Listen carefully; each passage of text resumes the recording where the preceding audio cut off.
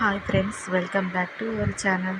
So evening అయిపోయింది కదండి. వర్షం అయితే చాలా దంచి కొట్టింది. చూడండి రోడ్స్ ఎలా అయ్యాయో.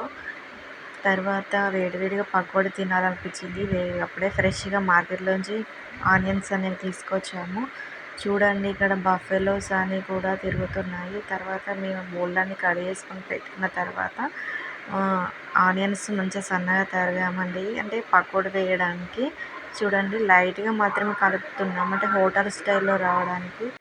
పకోడీ అయితే రెడీ అయిపోతుందండి. ఇలా మనము బాగా కలిపిన తర్వాత పిండి అనేది రెడీ అవుతుంది. అంటే కొన్ని వాటర్ అనేవి మనం పోసిన తర్వాత ఇలా అయిపోయిందండి. గట్టిగా కలపాలి. ఎక్కువ వాటర్ వేయడం వల్ల మనకు క్వాంటిటీ అనేది సరిపోక పిండి అనేది విరిగిపోతుంది.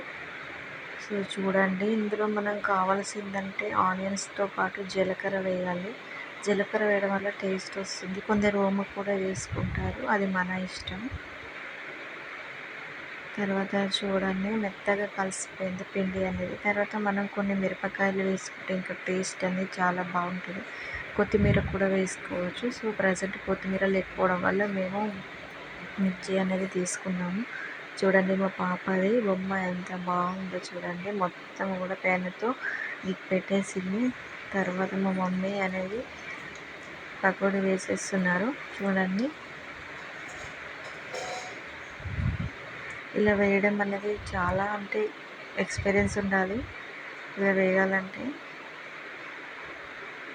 మీరు కూడా వర్షం పుట్టినప్పుడు ఇలానే చేసుకుంటారు. మేమైతే ఇలానే ట్రై చేస్తాము.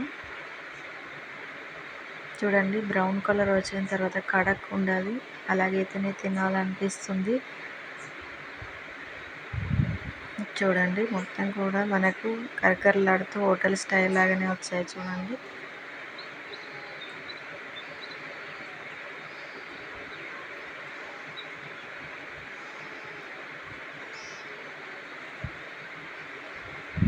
సో వాటర్ కూడా మనము కొంచెమే కలిపాం కాబట్టి పకోడీ అనేది పర్ఫెక్ట్గా కరకరలాడుతూ వచ్చింది.